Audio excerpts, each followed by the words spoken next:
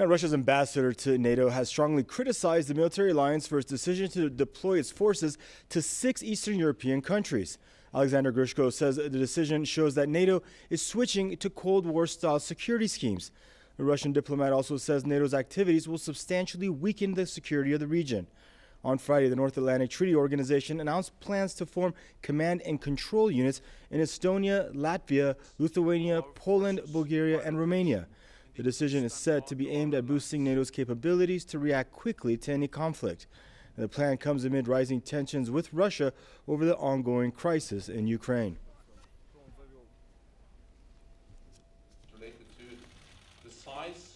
As he launched his annual report in Brussels, NATO Secretary-General Jens Stoltenberg described 2014 as a black year for European security because of extremism in North Africa and the Middle East, and also the crisis in Ukraine, all taking place, he said, close to NATO borders. Stoltenberg has again accused Russia of having troops in eastern Ukraine. He claims Moscow is arming pro-independence fighters in the conflict zone, an allegation the Kremlin vehemently denies. Stoltenberg says NATO has stopped what he describes as practical cooperation with Russia, but he insists that military communications must remain open in order to prevent war. We have seen increased military presence from the Russians close to NATO borders, and also increased NATO presence close to Russian borders. And of course that increases the risks of misunderstanding, of situations coming out of control. NATO's annual report for 2014 states that the 28-country alliance carried out 200 military exercises last year. NATO intercepted Russian aircraft 400 times, a four-fold increase on 2013. The organisation spent €729 billion on defence in 2014. European members contributed €220 billion, €6 billion less than in the previous year. Of course, NATO has financial problems, and it's not new, because the citizens of Europe can't understand why they have to go on paying for this outdated garage for tanks of the Cold War. At a time when Russia is increasing its spending on defence, NATO chief Jens Stoltenberg has warned that unless the Western bloc's budget is increased, its credibility will be seriously undermined, because the alliance will not be able to purchase new equipment or increase its number of military exercises. Jerome Hughes, PressTV, at NATO headquarters, Brussels. We're now joined out of Brisbane by Max Igan, a radio host and political commentator. Now, Mr. Igan, Alexander Grushko called this a Cold War-style scheme. Your thoughts on that, sir? Well, it is certainly a Cold War-style scheme. What it really is an aggressive action. We've seen NATO, which was eventually, essentially formed as a protective force, actually becoming an aggressive force. And this has been an ongoing thing. I mean, it's been expanding and expanding and expanding right to Russia's borders. I mean, there was an agreement made, I believe, way back where they said that they would not expand one thumb width from the where they were. But of course, when this was questioned, they said, oh, that was just a verbal agreement. You didn't really expect us to keep our word, did you? I mean, this is the typical style that we're seeing from the West.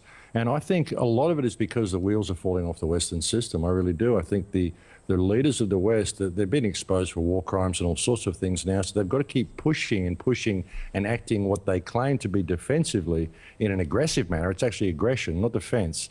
And they've got to keep pushing this in order to probably try and provoke Russia into some sort of defensive action that the Western media will then call aggressive. And this is just to convince the population that we need our governments to stay there. I mean, there's a wonderful quote by Plato, actually, that says, when the tyrant has disposed of enemies by conquest or treaty and there's nothing left to fear from them, then he's always stirring up some war or other in order that the people may require a leader. And that's exactly what we're seeing from the West, I think. Right. And Mr. Egan, I mean, European countries have voiced their concern that confrontational approach with Russia isn't really beneficial to Europe and European countries, regardless of its sanctions or military-style escalation like this. I mean, what do you think as far as, you know, like, is this all a result of U.S. pressure? Well, it is. It's all a result of U.S. foreign policy. U.S. foreign policy has always been one of expansion under the guise of defence. That's what they've done ever since World War II. If you look at it, they've got bases in, 168 countries now, something like that. They've gone out and expanded right around the world, and they've claimed they're doing it to protect themselves as defensive measures. But it's not, it's aggressive. And of course, America can promote a war, but it isn't in America's backyard. America likes to fight its wars in Europe. You know, England and America have traditionally fought their wars on European soil, and that's exactly what they're seeing. And I think people have to stop going along with US foreign policy. US foreign policy has been destabilising the world for a very long time. I think it's becoming very evident to people now, and they should be. There should be cause for concern across every European country, because relations with Russia is extremely important to all European countries, and it was fine, it usually is fine, until America steps in and decides that it needs to improve things. And this is what we see as a result. Right, and peculiar enough, most of this beefing up of the military presence is taking place on the soil of countries that were, most of the countries were ex-Soviet satellites back in the day. What do you think about that? Well, yeah, of course. I mean, this is NATO going in to protect these countries, of course. You know, again, it's expansion under the guise of defence, and it's an aggressive action. And the West seems to be doing everything it can to provoke Russia into conflict. And as soon as Russia acts defensively to prevent some of this aggression that we're seeing right on its borders, Western media will spin it, and it'll be all guns blazing. That's what they're trying to push, and they've been really working hard at it. And I don't think people are going to fall for it, though. I mean, people are seeing what's going on here. It's pretty obvious that this is an aggressive act.